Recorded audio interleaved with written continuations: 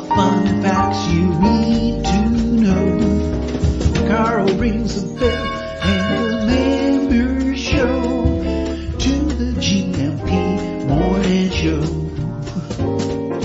Featured guests will come and they will blow your mind. The audience will do so in kind. A little vanity mixed with some insanity on the morning show with GMP.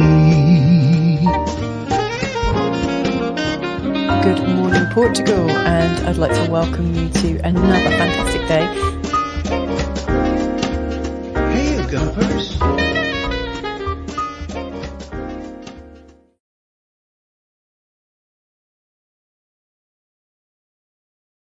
Hola, bom dia, alegria. Munson here with Good Morning Portugal show, live stream and podcast. I love the smell of bacon first thing in the morning in the studio, along with the nice warm studio seats here. That's just my set of complaints so far this morning. Good morning to you, Mrs. M. How are you? Good morning, Mr. M. How are you? I'm well, thank you. Who's having bacon? I just had a fried egg. Seriously, I think because I'm in a state of autophageal crisis right now. You are already that person. What do you mean, that person? That person that talks about how unique and special they are. You know the person that says me? You know the person that says, no, I don't own a TV. I haven't smoked for 30 years, and I can't stand smokers. Or reformed. Are you talking about reformed, like reformed or the people. evangelical? Reformed people and evangelical people. So you know, like I'm a reformed TV. But I'm watcher. like 10 hours into fasting here. It's getting. I'm a vegan, wobbly. don't you know? Like we you know, like when we are reformed on something, can I have the picture in front of me? Is that possible? Yeah, you're not demanding. Okay. This is how we tried to set it up, wasn't it? And I've fallen at the first. Okay. It's on its way. It's on its way. So you can see yourself as you're speaking. Okay. Right. Yeah.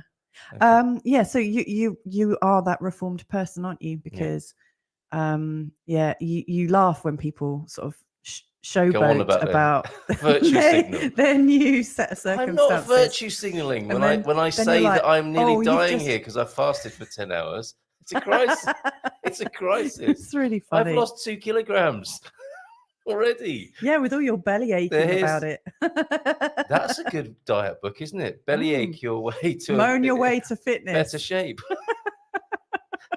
It's not what I had in mind. Hey, but hey, we should check that out as a URL. Bev, moan your way to fitness. Bev and Dan are here as well. Oh, hello.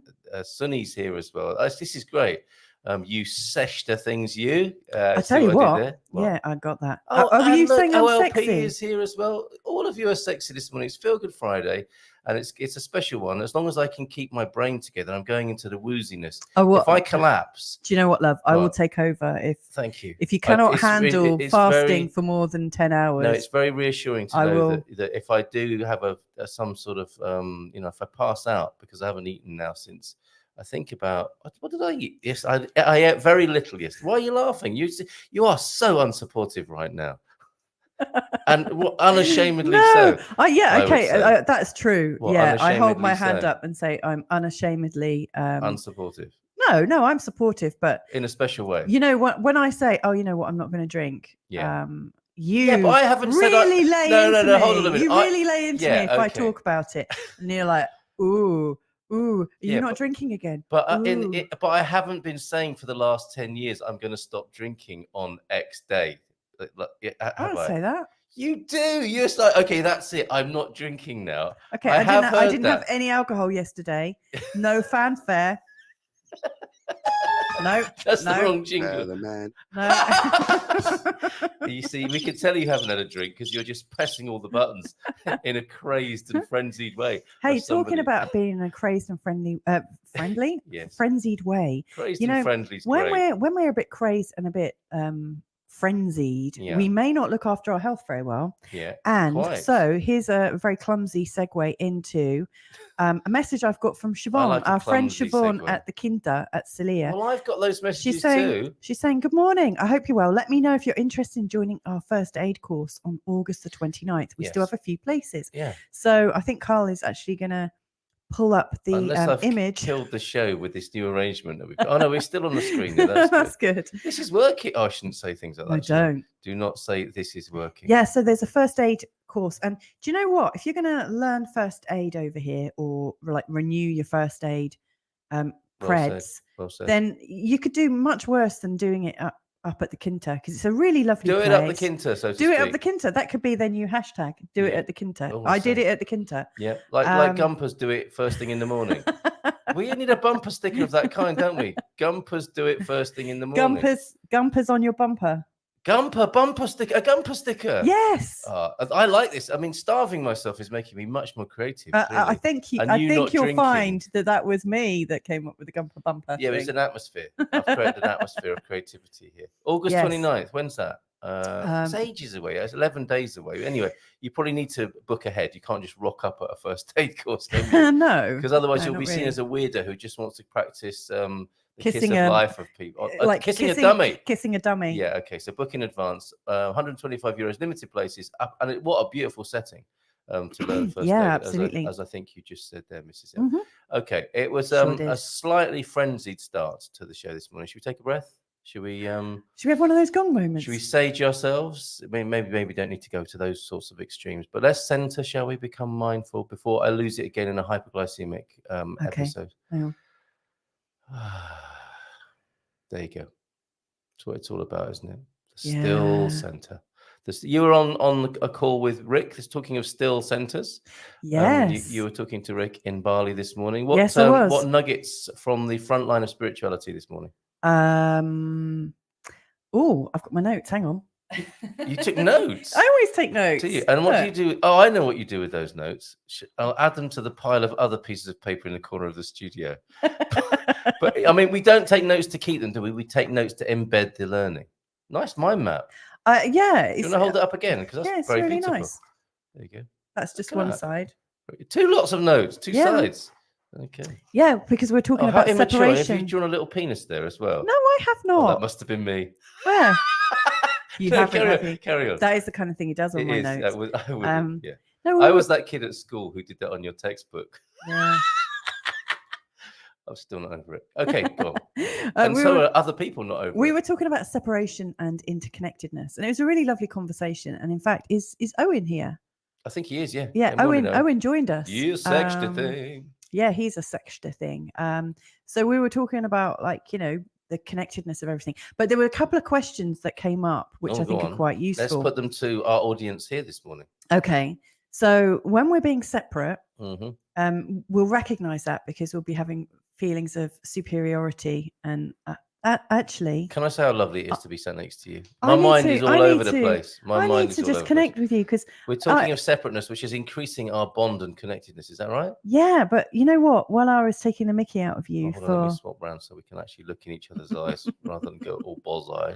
Yes, go on.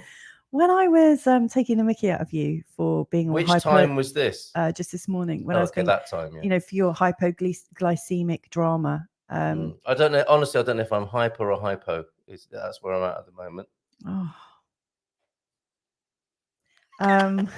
I realised I was being separate from everybody. You. Like in the moment of taking the mickey out of you. That's what happens. It is, isn't it? So it's so funny that, I was just talking about interconnectedness and separating from you just for a cheap giggle. It's a definition of banter, isn't it? Yeah. It's like creating connection by separating yourself from somebody. Yeah. I mean, no wonder it's so awkward. Where's that? Totally Orcs. Sad Which one song. do you want? Is it that one? Are you trying to trombone me? Yeah. Here's my... So... Nurse. Come on. We were talking about how are we witnessing elements of separateness. So, if you're being separate because you're thinking things such as, it shouldn't be like this. And okay, let me just set that up better for you. Okay. You're being separate when you say it shouldn't be like this. Right. It really shouldn't be like this. Yeah. Who hasn't said that in their life? Why can't you be more like this? In fact, I actually said that to you earlier this week. Why can't you be more like this? I would never do this. It shouldn't be like this. What was that about? Well, it's so funny actually because did you just turn my sound down? No. I'm ready to, though, because depending on what this anecdote. Because when I did a show on Sunday night, you came in and you were unhappy with the setup. And I said so, didn't I? Yeah, I was really, very authentic. You were very rude on my Rude. show. Okay. That's how I judged you, and I separated from you in that moment. Yeah. But it's you so met funny. my rudeness with rudeness, in fact, I think. I'm not sure about that, but I noticed just 5 minutes ago you were saying, "Oh, hang on, let me make this studio really nice for you." No, you were talking about the setup of the show, but not. I was being very calm with you, and so earlier this week I said I would never do this to you. How could you do it to me? Right, and I hope Rick put you right on that. I didn't tell him that Rick. sad story. Really? Okay. But yeah, I did say, why can't you be more like this? And so all of these kind of, it's about like observing the quality of your thoughts.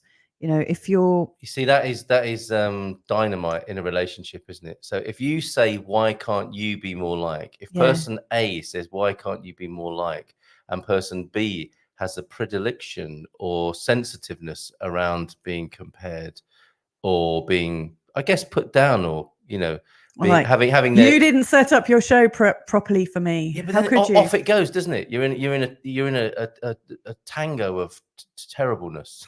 Yes, aren't you? Triggering each other, a triggering tango of terribleness. Okay, well, I got up at 5 a.m. this morning because I was afraid I might sleep through my alarm. Really? So I thought, okay, I'm awake now. Let's just get up.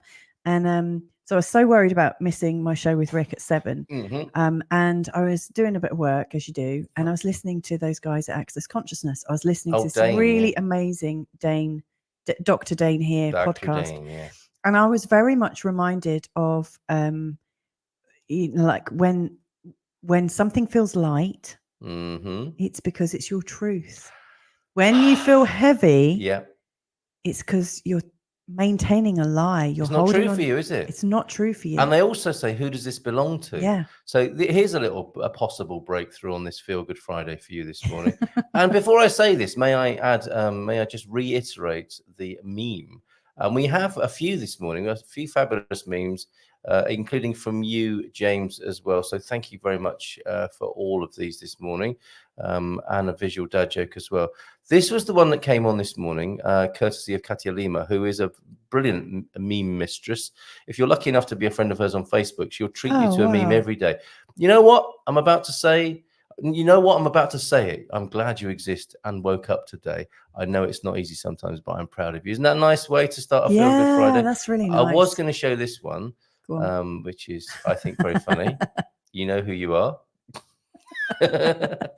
And there's this one. If you're feeling like this today. Oh dear, what's happened there? Well, I thought that was really funny. I think that's hilarious. I sent it to Tita because he's got a fondness for the azalejos. Yeah. And he said Marie Antoinette, and I think that's French history. Off with her head. It's French history as seen by the Portuguese. Isn't that brilliant? That's wonderful. And if you're feeling like that today, you've come to the right place. We will do our best to cheer you up. The final decision is yours, however. We urge people to take responsibility for their lives as much as is possible. But we're here to help you on that path. Yeah, we're here to help you feel and connect into lightness. Soulful sovereignty, absolutely. And, hold on, though. I haven't finished my memes yet. And there's this one, thanks to James as well, a pie chart. World's most accurate pie chart. Pie I have eaten, pie I have not yet eaten. And this isn't helping me either. I could eat all of that right now. And we'll be talking. Of your hypoglycemia. We're talking at 9 o'clock. Big Phil, he of 1,000,000 steps, and Coach Turner will be in at 9. And Bobby's joining us at 9:30. And we're all going to be talking about health from one angle or another on this Feel Good Friday in an upbeat way. Don't let that put you off. Yeah, I was just about to log off. Well, sorry about that. Well, that's because you said something very interesting yesterday, didn't you? Is I'm going to be more healthy next year. Something along those lines. Oh, yeah. And it's like, wow, we do say these things to ourselves, don't we? What I said was, you're turning 60 in 2 birthdays' time, and I'm going to be turning 50 in 2 birthdays' time. Wouldn't it be amazing if we could be in the shape of our lives? Exactly. And then I said, I want to be healthier. And it was like it was in the future. I'm not knocking you by saying that. I'm just illustrating how our language is very revealing about us, isn't it? Well, I'm not now, but I'm going to be later. Yeah. And I think it's really good Let's idea. do it now. Let's yeah, be I mean, in the best shape of our lives now. you're in the health state you're in now, and the only place to start is here and now, isn't it? Yeah. And it's okay to have healthy thoughts and do healthy things now and not wait. Yeah. I think. Talking of which, as well, were you coming back to something? I was actually. Okay, let me just come back to more food in a little while. Sorry about that. Go No, ahead. it's okay. Because I said I got up at 5 a.m. so I could get some things done. Did, and I was listening to Dr. Dane here and getting really sort of inspired and carrying on working. Yeah. And then I realized it was 6:45 and I was still sat in my dressing gown. Just pondering things. Yeah. That's great. Having a great time. Excellent. And then I thought, oh my God, got in the shower quickly, you know, and was like, ta-da, here I am, and did the show. And Rick said something really great, actually, because I was asking, how are you doing? And what's great about life right now? And good question. And he said he's doing his life's work. Can I just hold this up? This could go wrong. Oh, it's wired. Is it wired? No. I am. Yeah. And he said, life is great. I'm doing lots and lots of work. And can you see this button? And he was pointing. I don't know which one it is. Where's the enter button? There. Oh, yeah. Return. He's saying everything I do right now, the moment I hit return, it's done. I don't care if anyone comments on it. I don't care if it reaches anyone. I don't care if people like it or not. I am done. You know, he's in a state of absolutely loving his life and loving his work and having the freedom to just press enter and then that's it. It's done. That's my best. I've done my best. That's it. I'm not gonna. And I was thinking, wow, the joy of knowing that you've done your best and you just hit enter and then you kind of separate from it and then move on to the next thing. I think that's so lovely. Yeah, how about that? So quite a lot of serving suggestions. Oh, and just one thing that really came out from today's show. Colombo might say. And I suspect just one more thing. I suspect it will come up because we're talking about health and healing and whatnot. He reminded me that when we're separated from something, like when we go into separation, we start to do harm. Yes. Because he said it starts usually like we start to separate from nature. And you know, once we don't remember that we're connected to everything, like we might litter or something, you know, we stop caring about nature or we stop caring about animals, we stop caring from people.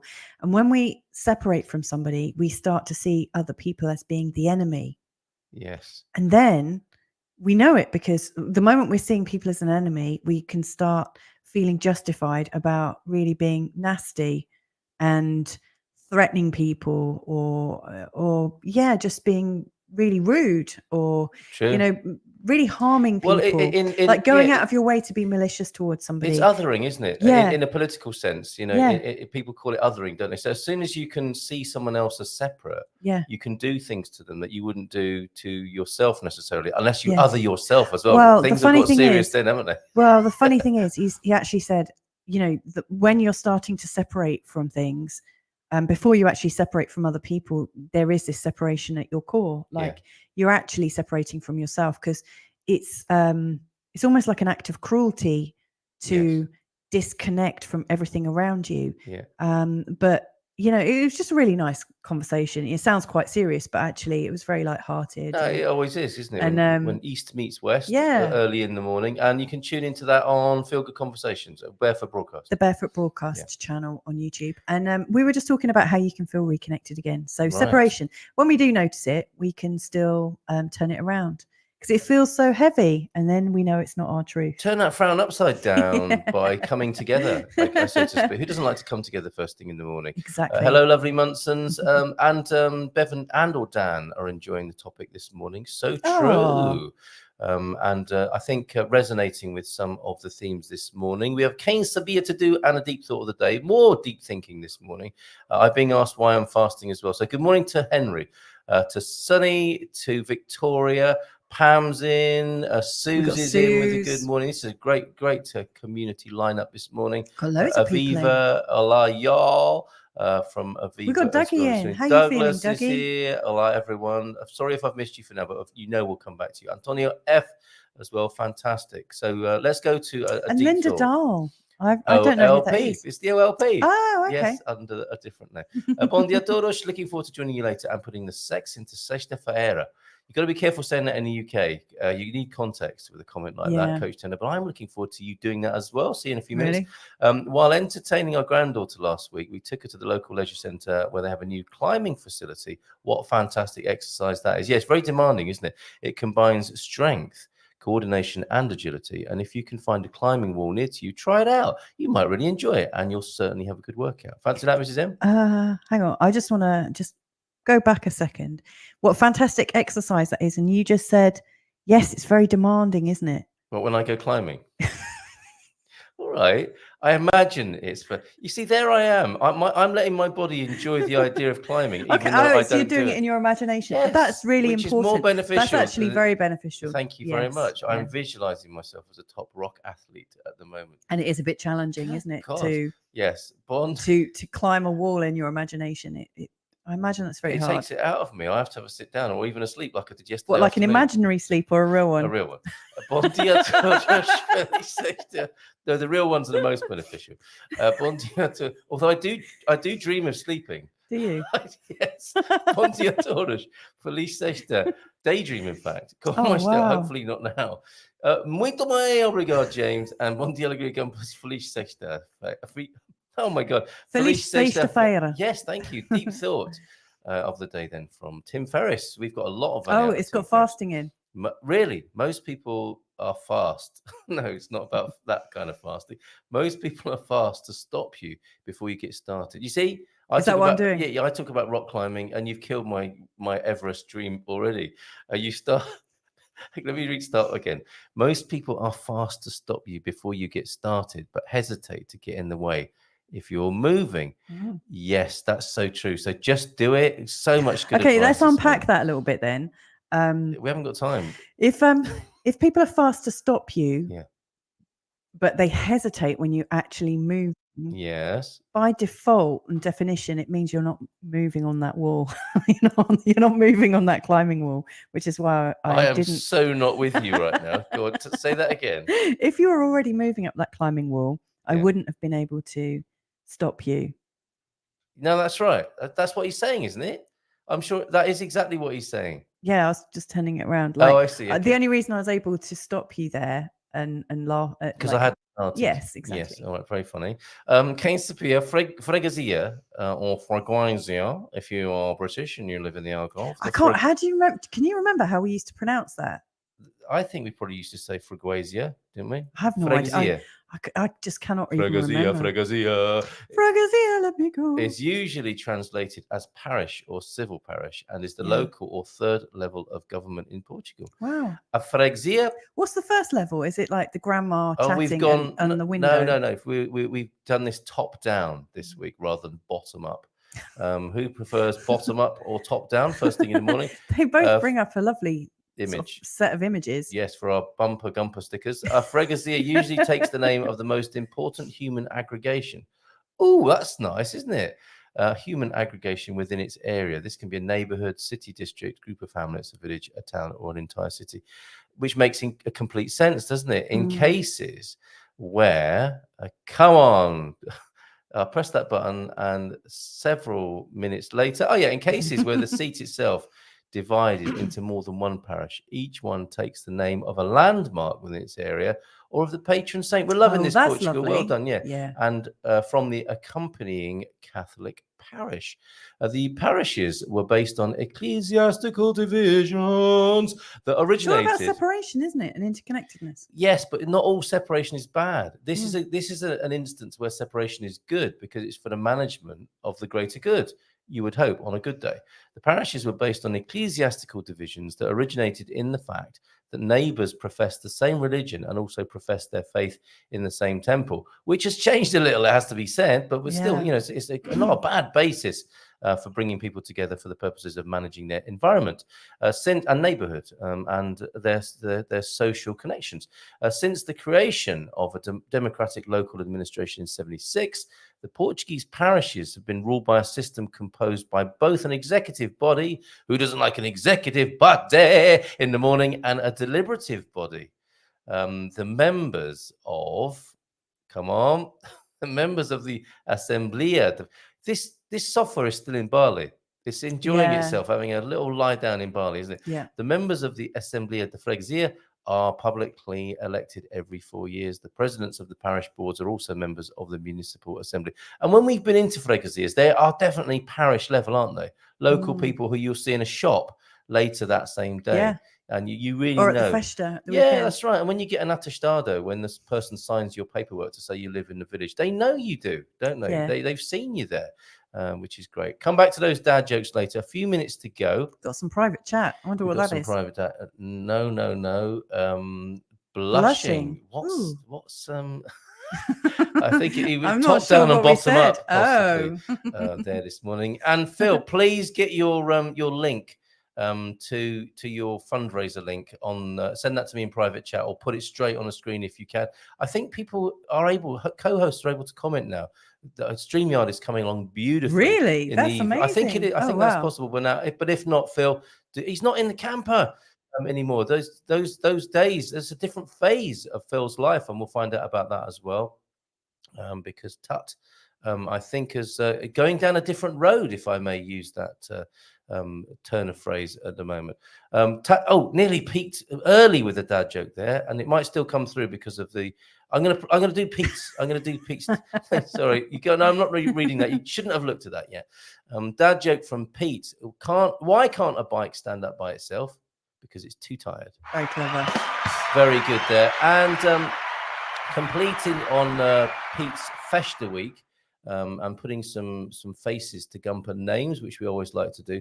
This is Pete and Andy before the Festa season, and this is them after, which I've had such a giggle at. Isn't that lovely?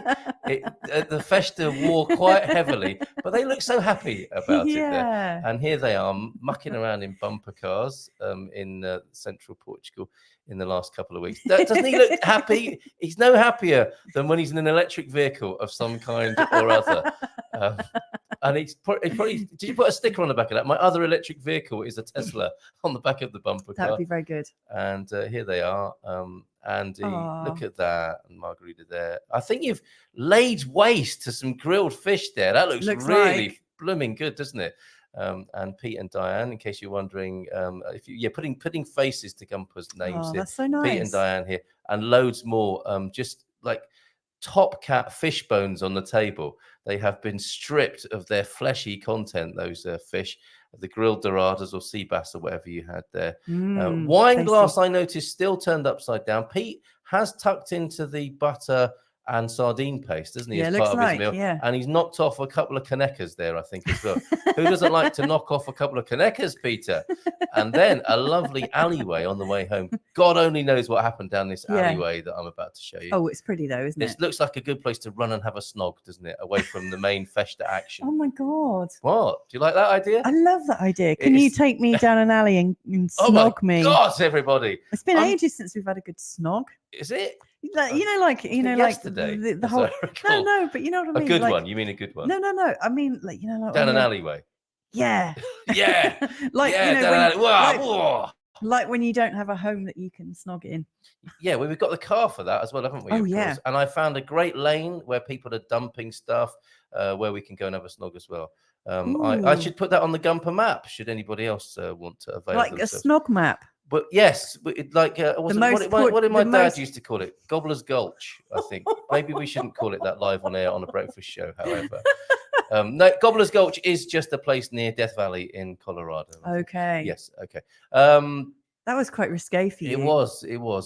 Making reference to my father, who would have been 90 if he'd made it to the 25th of August of this month. Born 90 years ago on the 25th of August. Wow. And he was prone to some smuttiness. I don't know where I get it from, quite frankly. It's 1 minute past 9. How rude of us. Let's get these gentlemen on the screen. We are pushing buttons and nothing's happening here. Morning. Yes, it is. Yes, it is. Morning. Gentlemen, I can't get that low. Go give it another go, though, Coach. Let's see how low we can go, as it were. How low can we go? With Morning. Pretty impressive, Mrs. M. Morning. Oh, my very white. Morning. Oh, I'm going to go lower. Hang on. I can't do it. Old man river, it's old man river, he just keeps rolling. You know what I mean? I do, and that was wobbling my base chakra there, Phil. Thank you for that. I like that. Hang on, I first need thing to in the breathe morning. through my fanny. Hang on, let's see if I can get lower. What? Oh, this is the guy. We need to put that into perspective. There's all sorts of possible difficulties with what you just Is said. it a cat? I had a healing session with a psychic. As you do. A psychic. What are they called? Shaman. And she recommended that I breathed through my fanny, and I was thinking, how the hell do I do that? But it was just a metaphorical idea. You gave it a go, though, didn't you? Like, if you're talking through your nose, it comes up kind of like your voice is a bit nasally. Yeah. And then you can lower your voice. It's sort of a visualization, and you can go deeper into your chest. Yes. So I was just thinking, if I need to keep up with you guys, I need to breathe through my fanny and see if which that works. Which works if you're American or English. I think it's safe to say, doesn't it? However, Phil can just use that. Whichever orifice Phil uses, he's coming out with those beautiful. He's breathing bases. through his feet. Yes. Now, Phil, there's just so much mass there to reverberate round. That's all I can tell you. Well, not You've as got a much as lovely there sound. was a month or so ago, right? What's happening that's with true. you? You are not in a van, and you've been walking all over the United Kingdom, it looks like. First of all, then, this is not the new interior of a motorized vehicle, is it? You are in a house. What's that like for you? There are stairs, which is kind of weird. Oh wow! You have to go and get the thing from upstairs. What? I'm not going all the way up the stairs. Stairs? What are they? No, it is different. It's been a great summer though. We've done about 5 or 6 house sits and gone around different parts of the country, which has been good for the walking. We're up to 928,000 steps as of this morning. Wow. So we were only 72,000 away from 1 million. And we've still got. Thank you. We've still got a little way to go, and as I said to the guys when we were doing a little bit of a WhatsApp chat yesterday, it's all very well losing 1,600 calories walking, but it's not so great when you're replacing it with 3,200 calories of food you shouldn't be eating anyway. So I've probably not lost as much weight as I might have wanted to. I've lost about just over 1 stone in weight. Oh look, there's me, good-looking lad. It's a lovely picture, and it's an amazing thing you're doing, Phil. And I'm sure Coach Turner's going to have something to say about this in a very complimentary way, as well as this calorie deficit thing as well, or not, as the case may be. But look at this. It's 1,700,000 steps, because there was a change, wasn't there? You wanted to raise, you wanted to do 1 million for charity, which turned into 1 million steps, and you just suddenly announced it, and now you're doing it, and you're a good way into it now, close to the 1 million. Then what happened? What made it go from 1 million to 1,700,000, Phil? Well, on day 2, obviously, you know how it's going to feel. No, day 2, I'd done my 11,000 steps, and I just knew it was too easy. I mean, if you're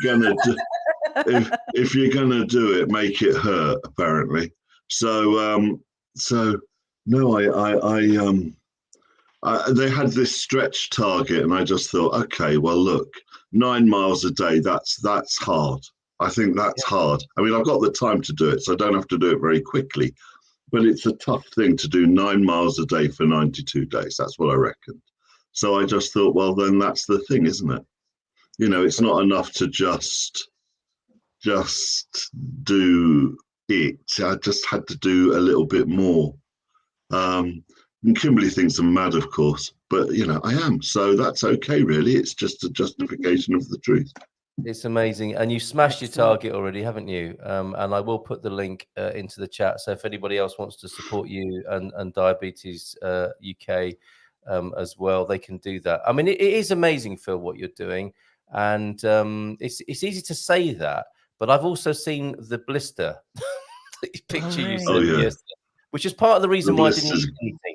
Yeah, it was really easy for me to start some fasting yesterday because I saw that blister picture. I thought, oh my God, I'm not eating anything for another few hours now after seeing that. How bad is that?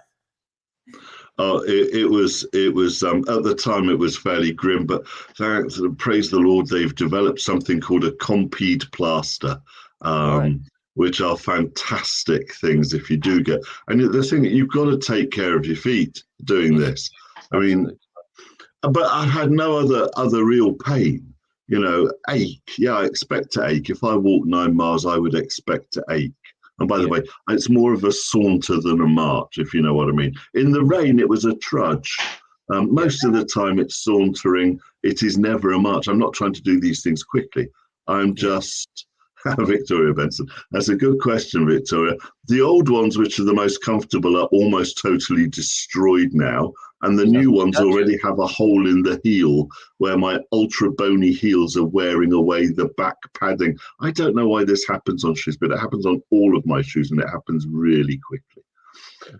So, I thought I'd buy expensive ones and I did, but they still wore out just as quickly. So I got the ones for 30 quid. Wow. Okay. Well, I mean, you're doing an amazing job. Coach Turner, good morning to you. Isn't he incredible? Morning. Oh, it's incredible. Actually, how much weight have you lost? Just over the stone.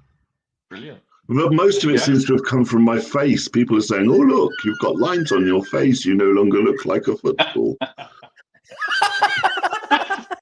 Who said that, Phil? Oh, somebody who was close and should have known better because they got a lot of vitriol come back in their general direction, I can tell you. Yeah, and you were 10 miles away by the time they realised you said it. Yes, basically. Incredible. So what else? I mean, this calorie deficit thing, that was hilarious when we were having a chat about it, wasn't it? Yesterday, Ian. Lenny McCoy's here as well. Good morning to you, Lenny. How lovely to see you. So Coach Turner, you were saying that the real challenge might come after Phil. Well, maybe you're not going to stop doing this, Phil. Maybe you're going to be like Forrest Gump. But, the challenge with the calorific deficit or not, as the case may be, will come when the activity's over, right? So does Phil not need to worry too much about this at this stage? Well, not at the moment. No, he's doing enough exercise, I think. And, 3,200 calories is probably about right for the amount of exercise you do, I would guess. But the problem, I remember some years ago now, I was marathon training because I did run, I think I ran 4 marathons over the years, many years ago, I might add. And when I stopped training, obviously I had to up my calorie intake while training because otherwise there'd be nothing left of me. It's not, well, there's a bit too much of me now, but then I was about 12 stone. And as soon as I stopped training, so after the last marathon, I kept eating because you got used to eating that amount, and it's really quite difficult to wind it back. So I did put on a fair bit of weight for a while.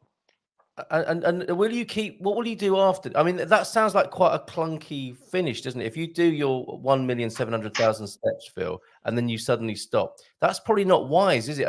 Have you got a kind of wind down exit strategy for at the end of this? Yeah, well, I thought, I actually put on a lot of weight when I stopped smoking, so I thought I'd start smoking again, really. Yeah, good idea. I thought that might be a plan. No. What I'm going to do is I'm already starting to cut down the portion size and what just a little bit and what I'm eating. So far less carbohydrate and just replace with some better stuff, or if I'm going to use carbohydrates, the right carbohydrates. I've got some really nice organic oats that I like, and I'll start using them and building that in. But I'm going to do 11,000 steps a day because it's easy. It's just easy. It's just go out there and walk, and your brain clears, and you just disappear into yourself, and you come up with wonderful ideas like, why don't I become a Portuguese resident? And you just have time to just clear your brain. And I think we don't do that enough. Our lives are such, particularly when you have children and stuff, our lives are such that we don't ring fence time for us, time to look and think and be and dream. Dream. I don't care how big you dream. You're not dreaming big enough. You can dream bigger, right? Yes. Well, it's funny because the Infinite Possibilities certification course is coming around in September, and I'll be on crew again. And there was a video call last night that went on till 2:30 in the morning, and I had to give a 3-minute story, and I went back to 11 years ago where I couldn't afford to buy a drink and cake for my kids when I was going through the divorce. I could give them a drink or I could give them cake, but I couldn't give them drink or cake. And my dream at that time was just to be able to afford to do both those things at the same time. And then it turned into date night, and then it turned into having an abundance of money, and then I got bigger and bigger. I thought a camper van, and then we got a camper van. I thought dream home, and we got the dream home now. And so, you've got to. It doesn't matter how big you go, really. You can have what it is you want, but you've got to dream it and then do some steps in any direction. Do not try and work out how it is going to happen. Just go and take some steps in any direction, and you have to get there. It's like putting into your sat nav, being in London, let's make it Portuguese. It's like being in Lisbon, right? And putting in the Algarve and going via Porto. That is the direction you will go in. It is not logical, but you will get to the destination. Yes. Yeah. Okay. So, I mean, we're talking about shaping up, stepping up, and speaking up.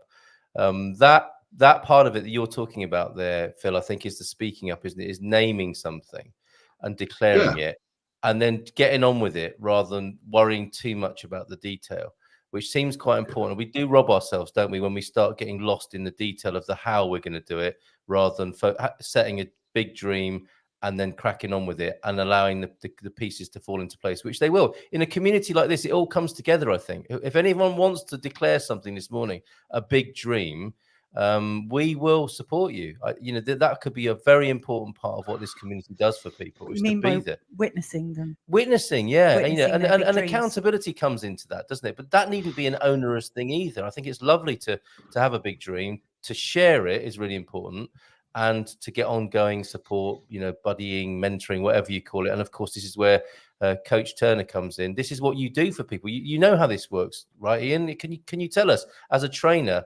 We don't know what we don't know, do we? You need the trainer, the mentor, the honest friend to give you feedback once you've embarked on these great dreams and big journeys.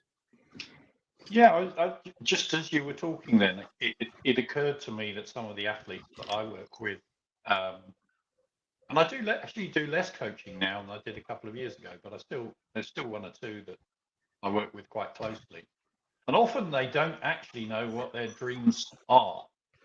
They're kind of confused. So part of my role and the role of other coaches, I guess, is to try and identify what those dreams are.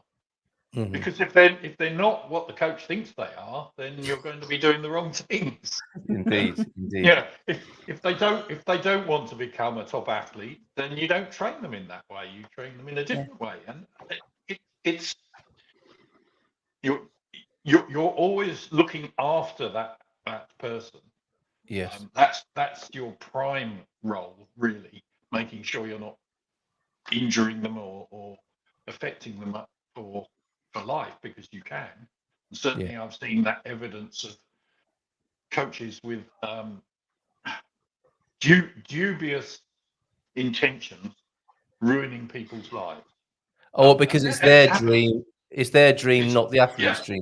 Yeah, okay. It's their dream, or not the athlete's dream, or even worse, that they're predators. So yes, and it's happened to one of the girls that I was involved coaching, much younger. Oh, we're having this morning with Coach T. He's in and out of the show. There's some technological Sorry challenge. about that. I might open a door and get better Wi-Fi. Yeah. Just on the dream thing. So I in the last few days I've been planning this road trip down through Portugal. But to get there we have to get a new car, so that's part of the plan, and stay at various places en route. So I've been planning all that, and it's really cool. Really enjoy doing the planning bit. And allegedly, I'm even meeting up with a certain rugby playing gentleman. somewhere near Serra da Estrela and Excellent. enjoying the roads round there. So Good stuff. Good stuff. It looks really cool. Now, thank you for that. James makes a comment here. Remember, a dream and a goal are not necessarily the same thing. And I know both of you, Phil, Annie, and you, of course, Mrs. M, have different ways of working with people, and might see this from your unique perspective here. How important is this within the world you work in the Kuwu-Do world, Phil? A dream and a goal are not necessarily the same thing. What might he be saying there, and how can we help people? Well, I think people see a goal as a very highly hyper-focused. I have to go and get to this. A dream might be slightly a broader imagination, have a wider picture than just a single. Goals tend to be singularity. You score a goal, don't you? The dream might be a whole lot bigger than that. So I might be looking for example, my dream partner. Actually, I found my dream partner. But if I was looking for my dream partner, I might have a whole list of characteristics that I would like in my dream partner. Unfortunately for Kimberly, she didn't put in her list. She did have a list, and she put it down, but she didn't put looks like George Clooney. So this is how it came packaged. I mean, that was just, fundamental error. But what I would say is, I would say dreams are broader, but I think a dream, a goal, I always put destination, because destination's kind of nice. Because isn't it funny, when we go traveling, we put in a destination. You've got a destination, haven't you, Ian, on this road trip that you're going to do through Portugal, and you've got but the fun is in planning the journey. The fun is in doing the journey. It's not about the destination. The second you get to the destination, what are you going to do? You're going to put a new one in, aren't you? You're going to go on another journey somewhere. You keep changing the destinations, but the fun is in the planning of it and the doing of it. And it's like the house. The fun is in every time I get a picture and there's 3 new rafters up. Boy, am I getting excited! I will love it when I'm sitting in my dream house, but I'm enjoying the journey of getting to that point. Yeah, and I think we're not getting bogged down in semantics here, are we? I mean, I think the important thing is whatever you call it, to name it and crack on with it. Ian, you're going to add something there. Yeah, I was just going to say goals tend to be much closer in time-wise. Yeah. So the dream is quite a long-term thing. Yeah. It's not going to happen overnight, whereas goals can be almost steps on the way. Maybe to use Phil's analogy, they're the little steps. Yeah. So with the dream, I think the insight from Phil here is to dream big, and you gave everyone a sort of a gentle nudge there, didn't you? That their dreams might not be big enough. Phil, what were you getting at there? Well, I think it's hard sometimes when you're in a sucky place and all you've got are sucky options. Yeah, it's hard to dream big. No, it's true. Stop it, you two, behave. It's harder to dream big, isn't it? I mean, when I was, financially challenged, was I unhappy? No, I'd never been happier. The only thing that I didn't have an abundance of at that moment in time was money. Yeah. But I was happy with it. In fact, when you've got nothing, it becomes very easy to make decisions. It's like when you've got loads, it's very easy to make decisions, but most of us sit in that middle ground where we have decisions to make that may be bigger. But no, I would just say that, I forgot the question, Carl. Repeat. I have as well, Phil. It's fine. I just like hearing you talking. Oh, that's good. I know, it's just I put myself to see it. It's a special kind of self-hypnosis, isn't it? I start talking, my own brain goes. It was like dream bigger. Dream bigger. You were talking about how when you don't have much or when you have a lot, sometimes it's much easier to make decisions. But most of us are actually in the middle ground where we've got a little bit. Not loads, but we don't have nothing, and sometimes we sort of agonize over decisions. Obviously, if you've got loads of money, you can just decide exactly what you want. You don't have to second guess yourself. And if you've got nothing, then your choices might be a bit more limited. I mean, I remember when I first went to live in France, I wasn't sure what I was going to do. I just packed a rucksack and said to my parents, right, I'm off. I'm not going to university. Goodbye. I'm off to France. They were so delighted, weren't they? I lived near Dover, and I packed a little, it was like an Adidas bag. And all I had was, I think, 2 or 3 pairs of like a change of clothes, a pad, a pen, because obviously this is like the early 90s. I had a Walkman with some Rolling Stones on. Could you explain that to younger people? A Walkman with Rolling Stones on? With cassette tapes I'd copied from somebody else's Rolling Stones album. Long players. Yeah. And I had some stamps, and I had like very little. I didn't even have the common sense to have packed myself a sleeping bag, which could have been very British stamps to France. Yes. Bless you.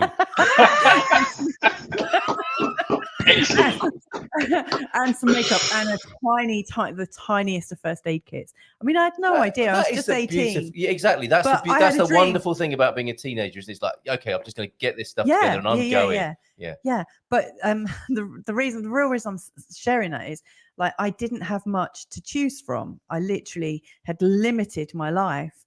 And in that came the greatest of freedoms for me. Yes. And I loved it.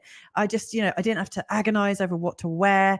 And actually, I found everything just went together. I just felt very confident all summer, just wearing what I had, listening to what I want. Like, what I wanted was the thing that I had. And it was just so simple. Incredible. And then I look around at our house sometimes and think, God, where does all this go? How is it I'm doing so much washing every week? And Phil knows all about that, don't you? I mean, if you've got going from van life to house life, it's just something happens with human beings, doesn't it? When they've got space, they fill it.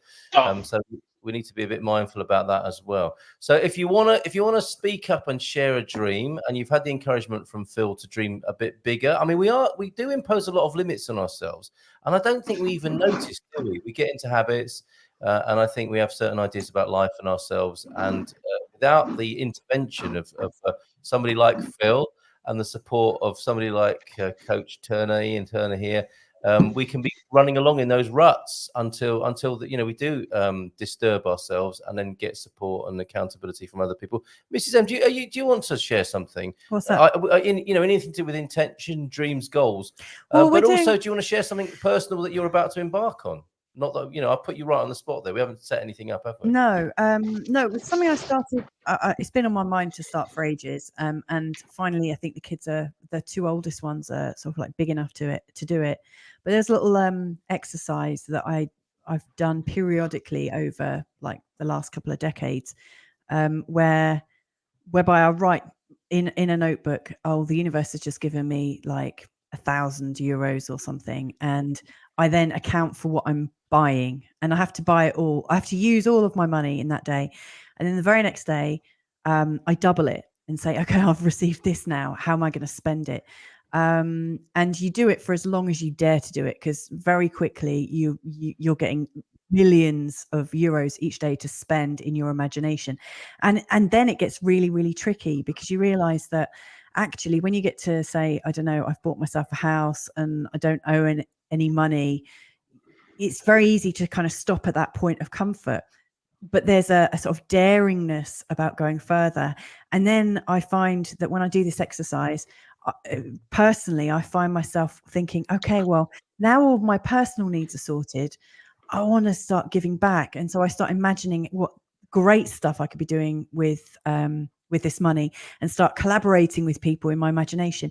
But the whole purpose of it really is to unlock the mind and to get really, really creative, and to start believing in possibility. And the really weird thing is, like, the first time I did it, I was living in Bali, and I realized that I might want to have a pad in Bali and a pad in, say, Brighton. And within a week of doing that, I met this guy who was Balinese, who had a home, and he also lived in Brighton. And all the things I'd started to describe, this guy came into my life. We briefly dated, and it was just fun. It was just like really interesting how you start writing things, and then life starts bringing you little clues and opportunities. And I followed that clue for a bit, and then I was like, no, it's not for me. But it opened my mind to a new possibility. And so earlier this week, I bought a couple of notebooks for the kids, the 2 elder ones. And last night we had a great couple of hours while Carl was doing his show for the Expats Portugal webinars, Expats Portugal, me and the kids, we sat down with pens and colouring in pens, and I'm giving them like €10. So we started with €10 last night. What were they going to buy? And they're doubling it today. I'm starting with 100 and I'm going to double it each day. And we worked out within 21 days, if we carry on with that, I'll have something like €209 million to spend on the compounding value. Yeah, and it just blows the mind. And so I just want to do it with the kids, and I'm probably I might record some of it, just to show what different exercises on perception can do to change your world. And the thing I'm most excited about is what change are we going to see as a family as they start co-creating for what they think is the best thing. And it's probably going to be very materialistic. Digby was looking up different types of sweets online and then drawing pictures. But it's just about having fun. And it's also about receivership. Like, if you believe you can receive things, I think a lot of us forget that we might be able to receive, and we're not very good at receiving. And so I want them to practice receivership and possibility. So we'll see. And so that's my news anyway. That's wonderful. And our 4-year-old actually thinks it's real, doesn't he? That's yes. part So of I mean, problem. that's the danger, because Yes. like when I said to Digby and Minnie, they both got that it was imaginary money, and we're already planning what we're going to use it on today. But our 4-year-old is like, great, I'm going to get the world's biggest gummy worm. And we're like, oh, yes, no. Which you do, obviously, when you're 4 like years when of we're age. up to like 209 million, he's going to wonder where we're going to get it from. Yeah. So it's interesting. Thank it's you, Mrs. M. There you go. That's a really I good need way to of shove changing off, how your mind works. No, we could get. Can There's you get room. a There's five room on? on the screen for another. Bobby will join us in a minute or so. Look at this. Look at this for a goal that This was set is really some time amazing. ago. Our dear mate Lenny McCoy is joining Yeah. us this morning. I'm about to become Dr. McCoy, and he's not talking about like fancy dress. He's talking about academically here. Fingers Lenny, crossed. Find out today if my PhD gets accepted. what is well done, mate. What is your doctorate in? What have you been doing all these years? Because I know you're. I mean, Lenny. He's like a remarkable fella. When we met Lenny, he, we were just like kind of blown away at his sense of his imagination. Yeah, he's got such a great imagination. He's a great dreamer, and he makes he gets things done as well. He said, makes the impossible possible. Yeah, where we were working, he said, do you want a radio studio? Yeah, I've got a radio studio we could build there. Okay. And then there was a radio studio built. It was amazing. Yeah. So happy times, Lenny. Thank you for being here. I'd love to hear what you're doing, Lenny. Yeah, and Jess is also keen to find out as well what you're doing. Possibly a fellow academic here. And just very quickly before we welcome Bobby onto the screen, we're talking. I'm being asked why I'm fasting. Do you want me to get you a milky coffee or something? It's a good question. It's a good question. And solely finesse, you're not making it any easier with this fasting thing, with the food that you do down the road there in San Martino de Porto. The menu for this weekend, I'm getting lightheaded, I'm sure. Is here we've got mimosas on the menu. I think that's your Portuguese one right there. And if the technology will let me do this. Sorry, everything's frozen up for a moment. Just take that on. Do you know what I'm going to put on my intention list? That we get a really good computer that will sail through this like a hot knife through butter. A hot knife through butter computer. Okay, yeah. let's put that on our list as well of things we're imagining. But this looks great. This is the menu for Saturday tomorrow at the pit stop where you'll find Solely Finesse, and they're doing mimosas on the menu as well. Hot butter on here. Yeah, I know. That's where I got it from. Okay, so biscuit. Look at this, an American style breakfast here in Portugal. Biscuits and gravy. This is not going to help with the conversation we're about to have. This is a treat, though. Biscuits and gravy, sausages, bacon, grits, mini pancakes, waffles, chicken and waffles, eggs, warm butter and warm syrup. Stop it. That's amazing. Here to talk about what he might like to speak up or shape up or step up about this morning is Bobby O'Reilly. So let's give him a nice big round of applause as he joins us on screen here. Hi guys. Morning, Bobby. Morning. Conversation here, Bobby, about dreaming, about goals. We know that you're an ace goal setter. You get stuff done. An extraordinary fella. You have your Haddad de Mayo development, of course, which must have begun as a dream. I mean, do you remember the moment when you thought, I know what I'm going to do? I'm going to make a development of 80 off-grid homes? No, actually, it was just, how would you say, I was looking at different options at the time, and this one just sort of ticked all the boxes, and that was it. I knew I was going to do it. That was it. Okay. And your advice on I mean, clearly you dream big, but then there's the steps for doing it. What's your advice to people who consistently have a big dream but don't necessarily follow through, as it were? Ooh. Well, I think it's okay to dream, but I also think you have to be realistic about the dreams as well. Like I want to go to the moon or whatever it might be, and I know there's astronauts out there that dreamt off I want to go to the moon, but I think in your own circle, you don't. One thing is you don't listen to anyone else. That's the first thing. No one can tell you can't do it. I've been told since I was a child, or even a young adult in my career, starting my career, so what would you know about that? You're only Bobby O'Reilly. Because they had a perception of who I was before I became anything. So, but I had this great ability not to listen. So I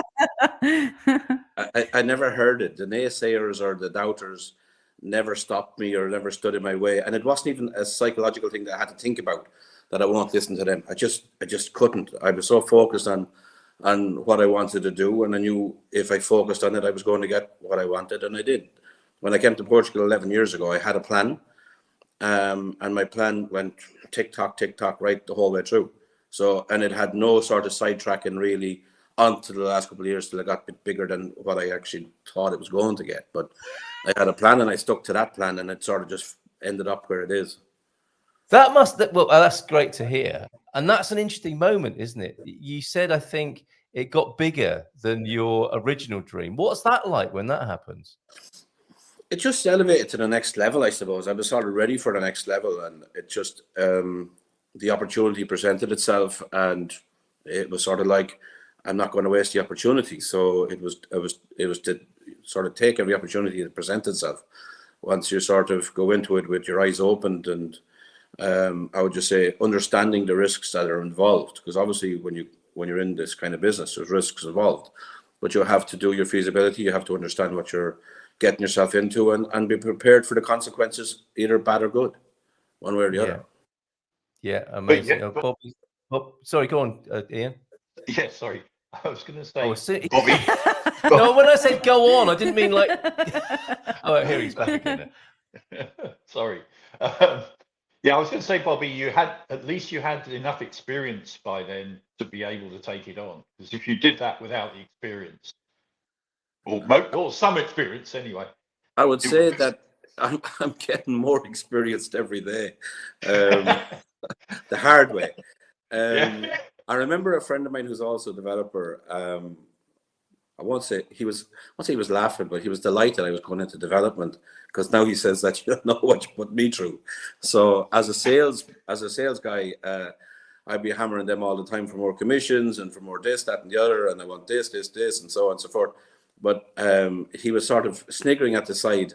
You think it's easy, so now you'll see, that kind of way. And we had lunch not too long ago, and he was asking me how it was going, and he predicted everything that I had to go through, and I'm going through. So it's all part of it. It's all part of the actual process. Yeah. I'm a great believer in learning from your mistakes, but I'd quite like to stop learning now. Yeah, but I think the only way you learn, it's great if you can learn from other people's mistakes, but you really learn from your own. If you don't learn from your own, then you're in trouble. Well, here's a controversial thought from Hendrik Lamar, who says, Bobby sounds like my kind of guy. Good for you, man. And also experience doesn't matter. It sounds like you're getting it along the way.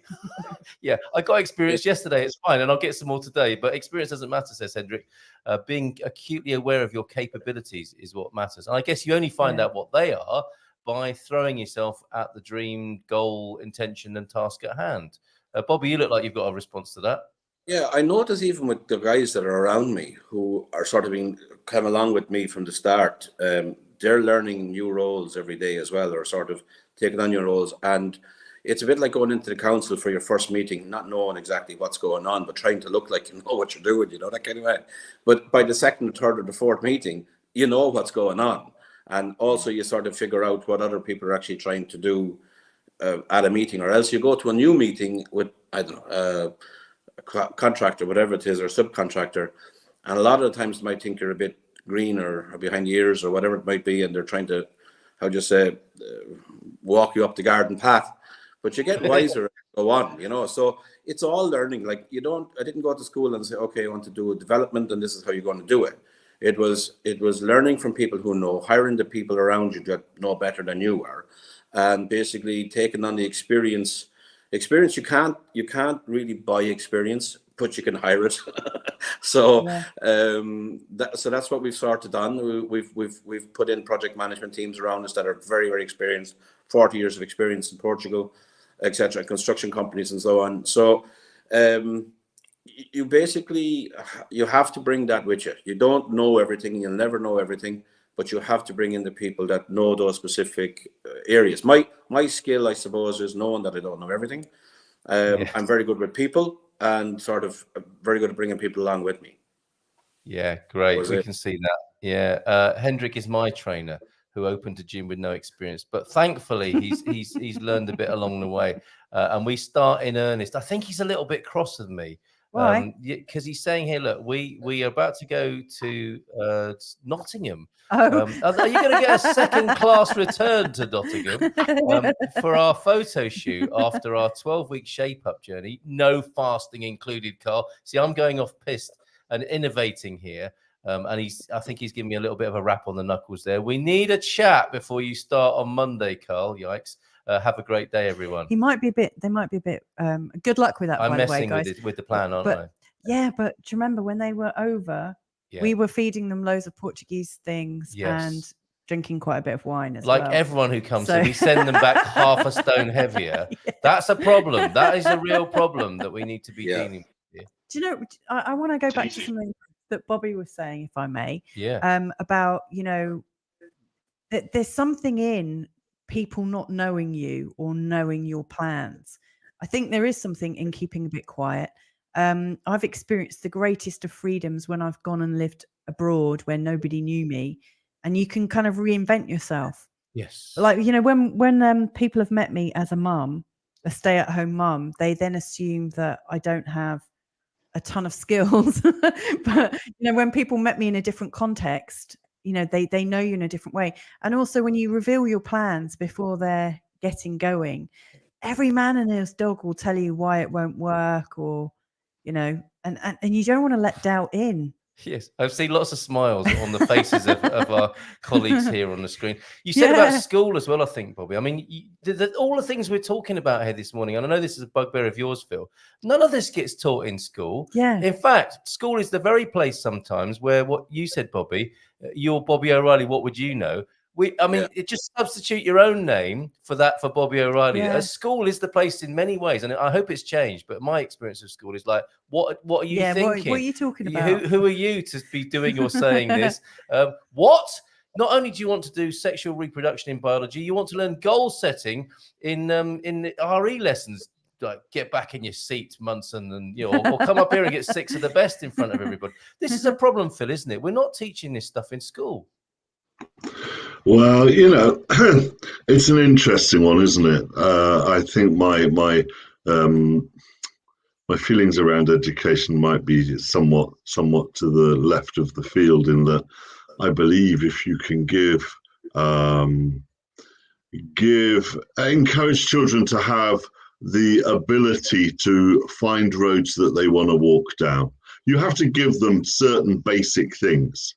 A literacy, an ability to read and write, a numeracy, an ability to do numbers. And then I believe you have to give them the ability to look at the world and find out what, for some kids, they'll love nature. Okay, so we could maybe send, have a look at sciences and what that is around nature. For some, it might be communication. But we don't do this, do we? I mean, I sat, my very first French lesson, I'll give you a very quick story. Very first French lesson, 11 years old, boiling hot day, typical English grammar school, all in blazers and caps, boiling hot day. I rushed. Yeah, I've been there. Right. I have rushed to this classroom. I have got there just in time. My name is Cooklin, so I'm sitting the furthest away from the window with any sort of breeze whatsoever. In walks Mr. Bowley, wearing the houndstooth jacket, with leather elbow patches and a slightly mildly Hitlerian moustache and slicked back hair. And I put my hand up because you had to put your hand up to ask any question. I put my hand up. I said, "Oh, excuse me, sir, can I take my blazer off, please?" And he went, "En français, en français." I knew not a word of French. He made me stand up until the class, that some of whom did know a little bit of French, had spent 35 minutes. I'm still in my blazer, by the way. I'm still schwitzing. I mean, I'm dripping here, right? And 35 minutes later, they come up with "Puis-je enlever ma veste, s'il vous plaît, monsieur?" Right? Now, some would say he's a great teacher because I still remember that 50 years later, right? But he switched me off language for 40 years. You know, I wasn't interested in language for 40 years. And actually, language is something that does interest me. Yes. But you had the rules, you know, that's what it was like, wasn't it? You had to follow certain rules. Calculus, sines and cosines. Great if you wanted to go down that field. But why am I learning this stuff at 13? Because actually, never used it. Never used it. They had to keep you busy and teach you something there, Phil, didn't they? And teach me to. Don't get me started. Education is broken. However, I mean, there were some remarkable people here on the screen and in the community here who clearly, despite all of that, have done, are doing, and will go on to do greater things. On that note, Bobby, we were chatting before you got here. Mrs. M, you might have heard the tail end of her conversation of this exercise she's doing with the kids to imagine spending all this money, which I think is a great exercise. And changes the way we think in daily life. Coach Turner's got his road trip coming to Portugal, enjoying the planning of that. We want to keep in touch with you, Coach T, on that journey, and maybe have a little bit of a travelogue with you. Phil, of course, currently embarked on 1,700,000 steps for Diabetes UK, and he's nearly broken the million step barrier. Anything you want to share this morning, Bobby? Well, I started my own sort of back to health, how would you say, plan or program, as probably you're aware, but a lot of people weren't aware. I was dealing with cancer for a couple of years, and I just got the all clear on that. So I've got a couple of weeks ago, last month or so, I got the all clear on that. I had seen it for 5 years. And then, I had a good summer, let's say, and I put on a lot of weights, actually, probably since Christmas. And I was partying a lot, enjoying the summer, etc. And then, of course, I end up in the ICU this week with basically heart palpitations and high blood pressure, etc., and so on. So I said, there's no way I'm going to sort of beat cancer and then die of a heart attack. So I've made up my mind to basically to get back in shape. And it's not just that. I have a couple of friends and a couple of colleagues around me that have sort of made the same kind of plan. And the idea is that, okay, we're in our 50s now, and one thing to be sort of not in shape in your 50s, but to be not in shape in your 60s is going to be a much tougher sort of go of it. So the idea is to sort of start a new sort of lifestyle where, you know, we keep in shape and sort of don't overdo it, which we tended to do. I suppose living in Portugal makes it very easy to overdo it because of the wine and the weather and the barbecues and the whole thing. Like, and when you're with a lot of people, and especially I love doing parties, because every weekend I have parties in the house. I had one 2 weeks ago with about 40 people at the house with a band. So, and it was fantastic. And but it's also got to a point now where they need to sort of slow down a little bit, or I'll slow down a bit more. So yeah, I'm basically now, how do you say it? I started actually a couple of days ago even, with no alcohol, the trying to work on a healthy diet, which I've created myself rather than everybody else's, because I know what I can eat and what I like to eat, but I know, I suppose, the calorie count and all that kind of stuff as well. So that's my plan. So basically my idea is that not to do it drastically, but to do it healthy, steadily, and sort of create it that it becomes a sort of a lifestyle rather than a diet or something strict. It just needs to move a little bit to the right or to the left of what I was up to. So Yeah. the idea is to live in Portugal as long as I can. I am so with you on that, and I know this is where that whole God Squad, a Grey Watch, however we refer to it, the program that Ian created here is exactly addressing that, isn't it? And perhaps this is taking it a stage further now, because I think we've come to some. I mean, you had quite the road to Damascus experience, clearly, Bobby, in these last few days with that.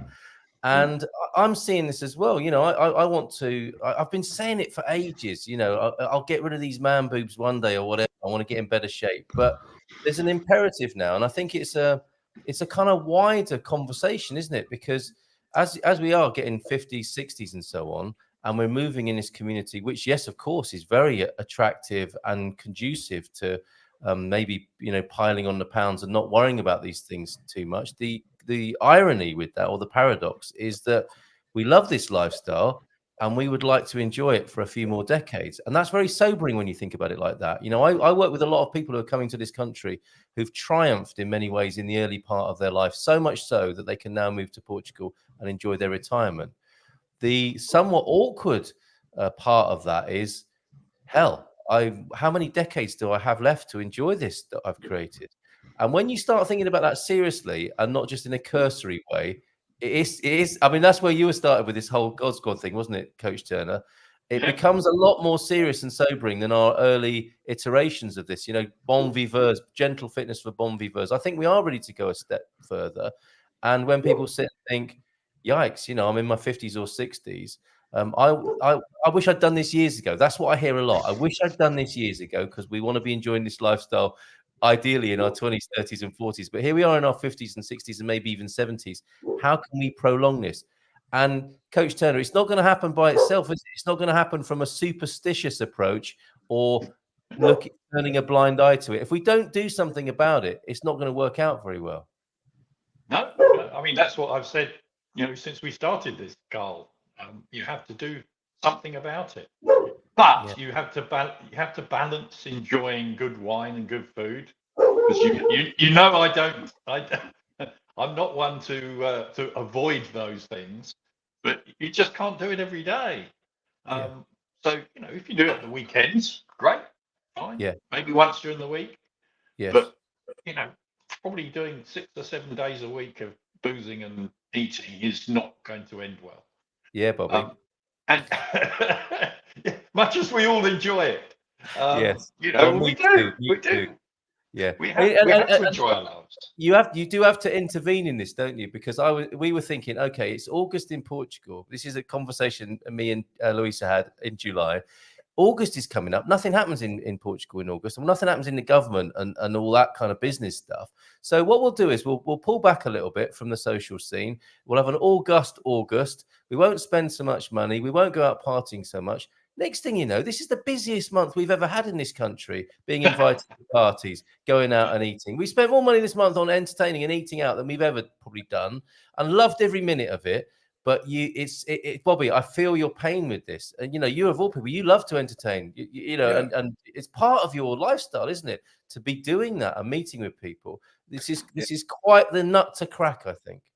Yeah, for me, this is the harder part of it, is in that if it's only me and I have to sort of, just control myself, but my lifestyle circles around meeting people and entertaining people, not just here, but various different events and so on and so forth that we're involved in. And everyone's throwing champagne. I know it sounds a bit funny, but they'll be throwing champagne in your face.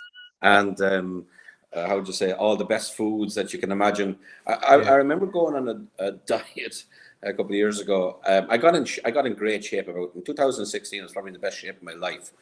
And I had gone down from 107 kilos to 72 kilos. And I was in absolutely great shape. And I remember going to work. I was in Dubai, and I was staying in a nice hotel, and they had 6 kitchens in the restaurant of where you could have, breakfast, lunch, and dinner, whatever it is. And I was having fruit salad, you know, that kind of way and I was kicking myself, but I stayed strong and I didn't go near it, you know. But then, I don't know, slowly but surely, you think you've got to okay, I've made it now, I've got to my peak, and you sort of started easing your way back into it. But before you know it, I was sort of going back down the gravy path again, you know, that kind of way. Sort of, that'll be fine this time. Next week I'll go back and so on. But I'm a creature of habit. I'm a guy that when I start something, I get focused and I get driven, and then everything else around me has to fit into that. But that's what I have to do. I have to sort of stop the party, and I have to stop. Even when if I go out to these events, it has to be I have to be strong and I have to stick to it. It's all about willpower. It's like giving up cigarettes. That kind of way. It's about willpower. And then going for my walks. I'm going to start back in the gym in September. I have a couple of events to go to this month, but when I come back, I'm going to start back in the gym in September. And my goal is by February to hit my goal weight and sort of keep it more or less level from there on. That's the plan. Oh, fantastic. Well, if we may eavesdrop or sort of be voyeurs on your plan, I think that will be an inspiration to others as well. So I'd love to hear about how that goes. I'm going to be doing something very similar as well, starting work with Henry, who I think gave me a sort of, slight telling off in the chat earlier this morning. So I'll be starting on Monday and building on what this great idea that you had, Ian, probably a couple of years ago now. So how is it for you to see this work developing? In lots of ways, it's really exciting to see how people can get engaged. But you kind of difficult to do on your own. It's a lot easier to do with friends or colleagues, or you need the support, which is what you supply a lot of, Carl, and the community. Yeah. So that always helps, having other people doing it. But just one thing I'd say to Bobby that I've noticed over the past, I guess, 4 or 5 years in the sort of communities that I mix in, is that lots of people are much more careful about what they eat and drink now when they go to social events. Yeah. So it's actually easier to just take sparkling water rather than champagne. Yeah. I'm not saying I don't, because I do. No. But you don't have to do it all the time, and I think people understand that now, and they don't think you're barking mad, because it's actually quite normal now. The thing is, I have a reputation. What's that? A reputation? I have a reputation that precedes me. Hey, have a pint, have a whatever. Well, just like the king or queen thinks everywhere smells of fresh paint and disinfectant, because that's how it is when they arrive somewhere. With you, Bobby O'Reilly, is the sound of popping champagne corks just what you think goes on everywhere? No, don't get me wrong. Not all champagne. It's only every twice a day.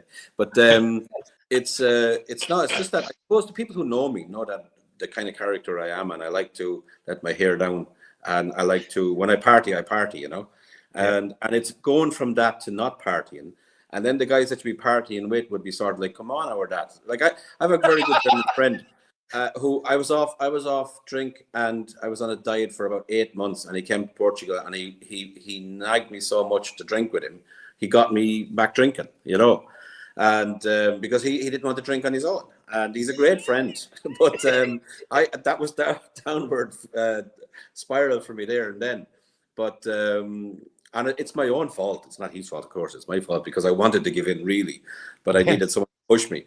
But how to say? I agree with you though. What you're saying about there is a healthier lifestyle requirement out there, and a lot of people are looking for that now.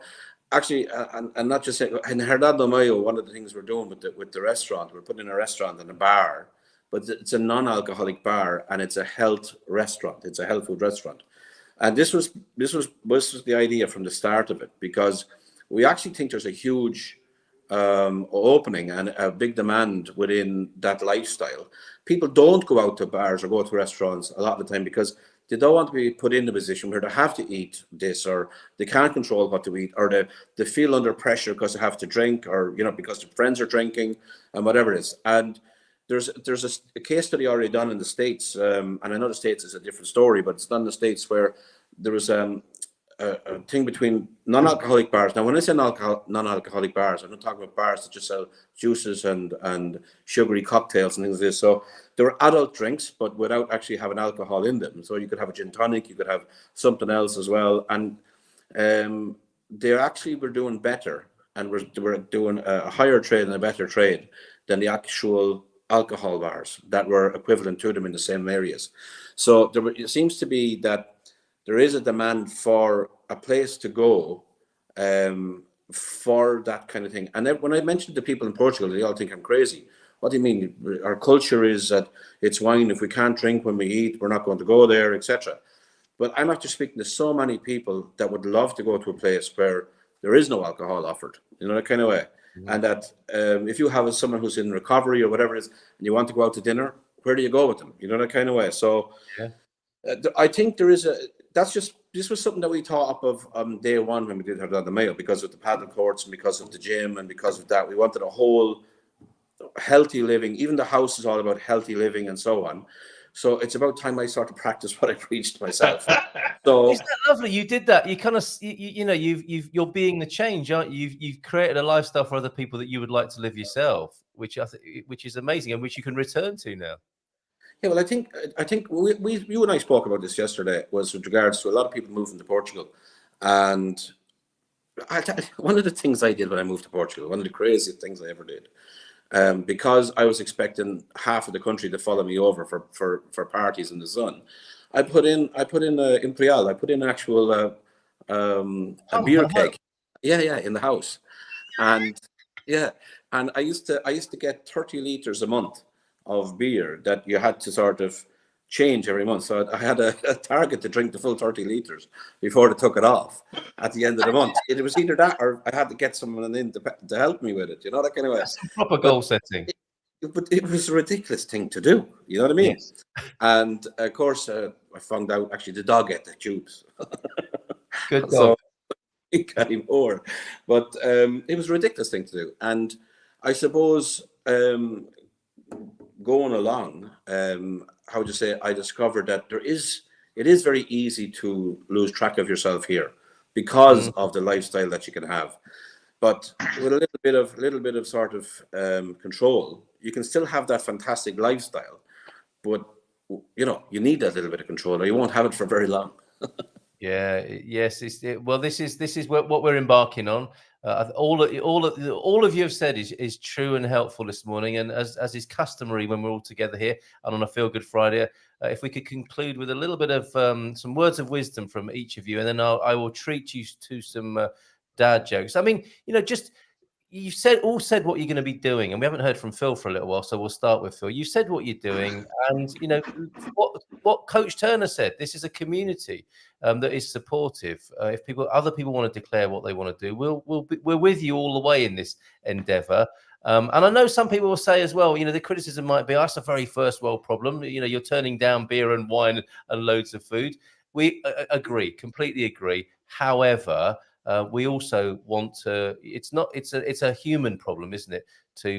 Or a human challenge to want to live a long and healthy life so that you can spend more time with your kids, grandkids, and do what you came here to do in Portugal in the first place. So there's a human element there that I think everybody can relate to, whatever their status, and we can all help each other in this endeavor, whatever our status. So Phil, we haven't heard from you from a little while. In conclusion, on today's Feel Good Friday, where we put the sest into sexta-feira, you sexta thing, you. What can I say? I've been quiet because it's been a fascinating conversation. It needed nothing from me to add to it. And the support thing is really important. The support of this group is really important. The last time, and you know, I said this earlier this week or last week, Carl, the last time everybody was on your side was when you were learning to walk, right? Yes. That was the last time. Ever since then, any time you've come up with an idea, somebody's been able to say something contrary to you, right? But when you were learning to walk, nobody said, don't worry, Phil, sit there, just stay there. You'll be a non-walker. It's okay. You can be a non-walker. No. They all say, come on, get up, try again. I mean, that's where we get it from. We get up, we try again. In fact, we don't even need to be told to do that. We go and do it of our own accord. Yeah. So I would say, choose something, do something. Don't be scared to put it up here. Or you know, when I decided to do the 1,000,000 steps, I signed up and told no one for 2 weeks because I had to work out how I felt about it, whether it was the right thing. And once it sat comfortably with me, that was when. And then I did tell everybody because I wanted to be accountable to myself. And the way to be accountable to myself was to say it. Yeah. was to let people know.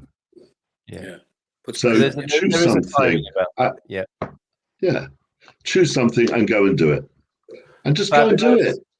Cheers, Phil. We're looking forward to having you back in the country soon. Sounds like all that's going according to plan as well. Good luck as you break through 1 million steps and get into your target and towards 1,700,000, raising money for Diabetes UK. And we'll stick that link up on the screen as well.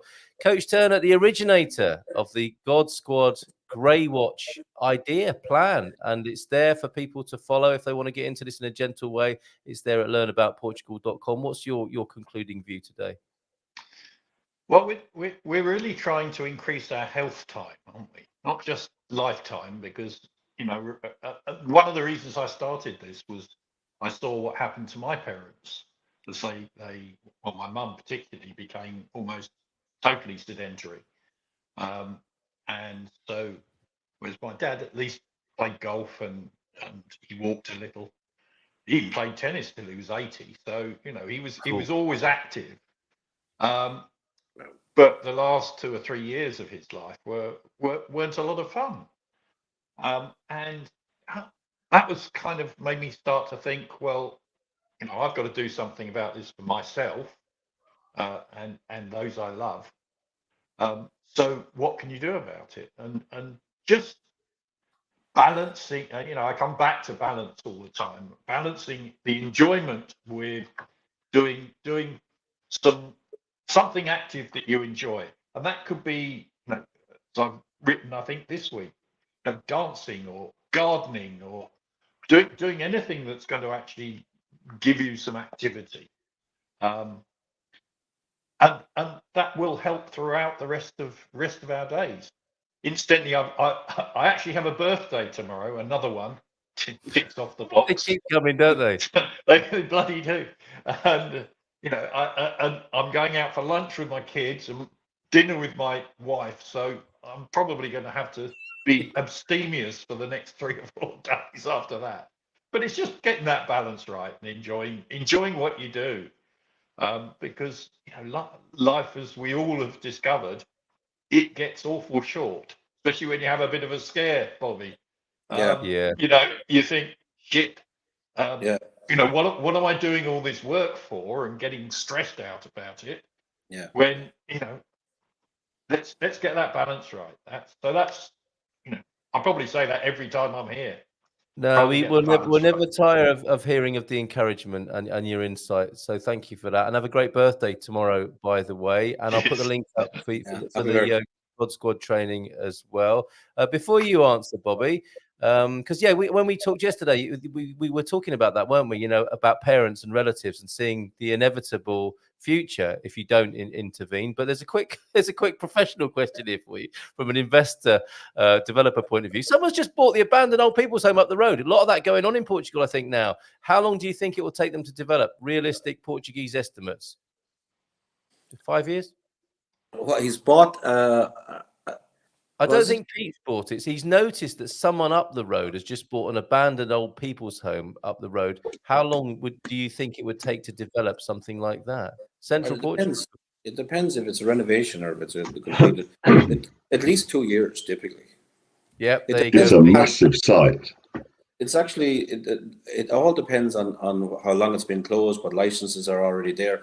The one thing that you will have is the change in regulations with regards to the width of doors and ramps and so on are very different to what probably were in place a couple of years ago. I remember a guy that I knew was doing retirement homes, and he was saying that the regulations around retirement homes were so much easier than around normal homes. It didn't need the regulation that they had in, say, a normal, which I found was crazy. And why the guy was in this kind of business, but the kind of guy he was. But the regulations have changed somewhat with regards to retirement homes. It's actually something in Portugal there's a huge shortage of, and especially of quality ones. And I think everybody, this is another thing that just to tip on what we're talking about. There's a lot of wealthy people moving to Portugal, as you know, and then there's a lot of other people. And we are an aging, I suppose, society right now, is in that a lot of us get a lot older. And quality retirement homes is something that's it's in short supply for the amount of people that's going to retire. But the cost of retirement as well is going to be very, very well up there. And I think a lot of people are having that fear of, can I afford to retire? Can I afford to put my parents into retirement? Am I going to be a burden on my kids, and so on and so forth as well? So that's something that needs to be looked at, I think, in a big way in Portugal as well, especially from a governmental point of view. Because you're absolutely right, Bobby. I heard Phil will come back to you on this. We're about to conclude, but this is a very interesting subject, because I heard of a case where somebody needed to find somewhere for their mother-in-law to live. They just moved. The mum said, "I'm coming to live with you." Didn't work out, as these things sometimes don't after years of being apart. It's not an easy thing to do, necessarily live with relatives. So they looked around, and there is a place apparently in Fatima, which was going to be the Fatima Spa, which at the last minute got turned into an old folks home, perhaps because it is easier, Bobby, as you were saying. And I was told you can live there, and this will have some people from our community now ringing them up after the show. You can live there for 1,800 euros a month, where you'll be fed and have a roof over your head in what was going to be a spa, basically. And some people are seeing this as a life hack. Wow. People will keep an eye on me as I get older as well. If I need extra care, that'll be extra cost. But my costs would be 1,800 for a place to live. There are people who just subscribe to it and go off traveling. They know they've got somewhere to come back to in a ready-made community in a beautiful part of Portugal, which is Fatima. And that could be a trend here in Portugal, couldn't it? People retiring with a view to that, or bringing their parents to live somewhere like that. So there's an incredible possibility with how Portugal is with that. Phil, what were you thinking on those lines? It's very interesting. I have a very good friend called Andre, who's Portuguese, lives in, he's my next door neighbor. He lives 5 kilometers away down the road. His family all live, he has 21 first cousins in the Monsanto area. And all the parents, all the brothers and sisters, they've bought somewhere where they will all move in together because they don't want to go to the nursing home. And the family will almost create their own retirement. I mean, they're all pretty old already, but they don't, old here is old in central Portugal is just different. And they just go to, that's what they're going to do. They're all going because they do not want to be in the home. They do not want to be, they want to keep their independence and have people who care about them. So maybe we have to group ourselves with groups of people who care about us, and rather than going into a home, I don't know what the solution is. I know it's on the horizon. The home for retired Gumpers. Do you know what? I'm going to be on the PA every morning. If you come to the Gumpers retirement home, you know what the breakfast is there. So, take Good morning, Gumpers. Good morning, Gumpers. And we'll have a nurse ratchet, won't we? Have I had my medication today? All right, Mr. Munson, go back to your room. Bobby, I think you were liking to say that up, Bobby, or certainly seeing the demographic shift here. No, absolutely. We're all worried about housing, typically for everyone else. And there is a huge short supply of housing, massive demand for housing, and that's going to continue forever and ever and ever, to be honest with you. But I think where the greater problem is that if we all try to live longer and healthier and so on, which is great, but it also creates a problem down the road from where you're going to live. So I remember actually a couple of years ago in Spain, somebody buying, like what you said, another hotel spa, and they turned it into a retirement home. But for all the people in the Nordic countries, so people that were retiring from the Nordic countries because it was cheaper to live here and so on. And I think that's what you're going to find here as well. There was a company from Northern Ireland, basically, that were starting to buy up places in Spain at the time to turn them into retirement homes, but not for Spanish. They were for the Nordic countries where it was a lot more expensive to live, but where they had good pensions. And now if you look at, say, the non-habitual tax residency program in Portugal, where you can retire on a decent pension here and not get taxed, or taxed very lightly, basically, etc. You could have another issue where you're going to be taking up what is available with non-people who are living here already. People that Portugal could easily become the retirement home of a lot of Europe because of the thing and because of the taxation for retirement here. And when you retire, say, for example, in somewhere like Ireland or England, you probably get a working pension of I don't know, maybe 25,000, 30,000 a year, something like this. And in Portugal, if you're not taxed on it and the cost of living in Portugal is much cheaper, then you're going to, it's a nicer climate and it's more secure, etc. For all the same reasons we all moved to Portugal. Yep. A lot of people are going to come to retire here. So it's something that I think that, will have to be looked at in the long term as well, in the short term, really. Yeah, well said. Just one last thing. I went to Australia to see a whole load of friends, including one that was living in a retirement village. And she had a fantastic flat that overlooked the swimming pools. They had full medical facilities there. They had 2 restaurants, 3 swimming pools, tennis courts, the lot. It was just a delightful place. And as you became more infirm, they had the resources to look after you. And I just thought that was a fantastic way. I think it's coming to Portugal. It's coming to Portugal, isn't it? It's the perfect place to have this happen. Thank you for that extra diversion and addition there, fellas. That was amazing, and a new business idea as well. But we didn't go to you, Bobby, for your final words of encouragement and motivation. Well, I suppose actually the one thing that I've learned from let's say my latest journey, if you like, with the health issues, was it wasn't me I was worried about. It was the family that I was worried about, more so than anybody else. And looking at what they had to go through on top of it is what made it even probably harder. So my motivation going forward is not just for me; it's for my family and friends around me. Yeah, well said, well said. And we're becoming grandparents, aren't we? There are parents and grandparents in this community, and you want to be spending time with those kids, and you want to be around for them as well. So well said, Bobby. Thank you for that. So well done, everybody. You deserve these dad jokes now, and I don't mean that in a threatening way. Dad joke warning here. Issued. What do you call a fake noodle? Talking to grandparents, these are the sort of nuggets that you might take with you and share with your grandparents over the weekend. Your grandkids. Not your grandparents.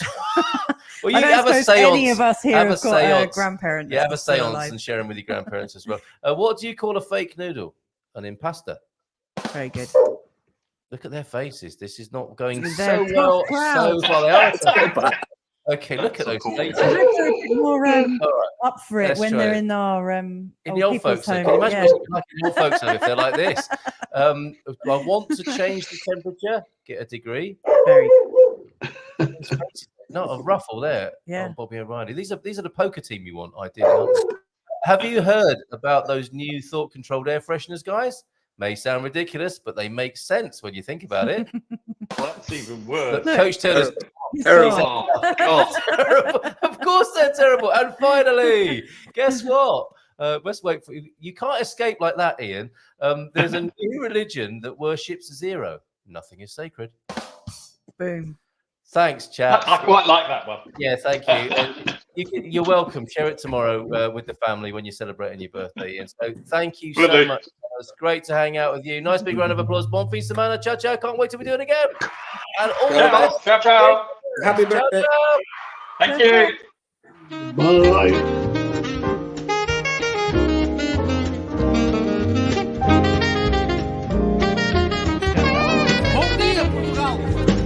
In Portugal, there's a YouTube show full of fun facts you need to know.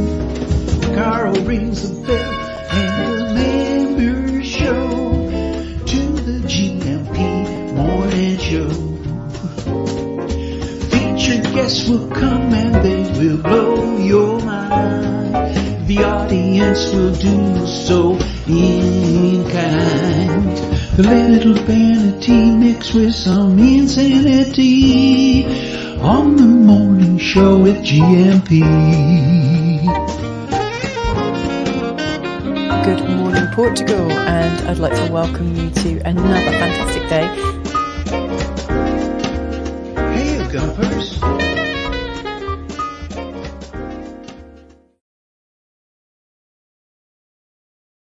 Right, Mrs. M. What we forgot to do while the gentlemen were here earlier on was to learn about Portugal quiz question of the day. Oh, and you know what? There are some situations vacant as well. The Portugal resident looking for an advertising sales representative. That looks like a great job for somebody who wants to move to Portugal. Yeah. And also, look at this. Palmeira, our local cafe. also is looking for permanent staff. Not happy about all these young students, I think, there who come and go. If you speak Portuguese and want to come and work in an amazing town like São Martinho de Porto, come and talk to Nelson and Margarida at Palmeira. However, the reason we're sticking around is because I realised I forgot to do the Learn About Portugal quiz question of the day, and it's not perhaps the most spicy, entertaining, and humorous of questions today, Mrs. M. However, it is important, this announcement, and it is the Learn About Portugal quiz question for today, Friday, the 18th of August.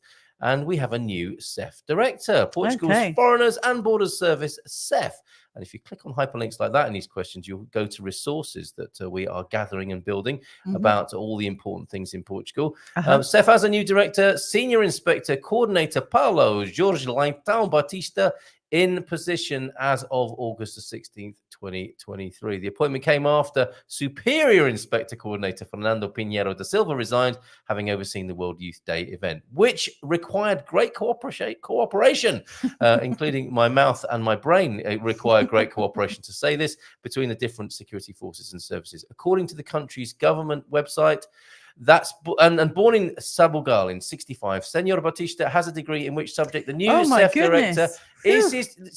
Let me do this. The Learn About Portugal quiz question for the 18th of August 2023. New CEF director. This would be Paulo Jorge Leitão Batista. Congratulations in your new role, sir. Born in Sabugal in 65, Senor Batista has a degree in which subject? Is it economics? What would you expect from a CEF person? Is it in sociology? Is it in geography? That could be useful, couldn't it? If you're dealing with migrants, international business, or is it law? I think it's law. I don't think it's international business because he was born in 65. And there wasn't such a title. Do you know what? I don't think there was. Right. And if he was born in the 90s, it would be media. It was acceptable in the 90s. Okay, well, thank you for marketing, your guesses. but I think it's law. All right, thank you very much, Mrs. M. Bon fin de semana, as Susie's saying on the screen there. And I think we're going to go out with, we'll go out with something different. We'll go out with this, and we shall see you on Monday. Have a great weekend. Bon fin de semana. Have a fantastic weekend.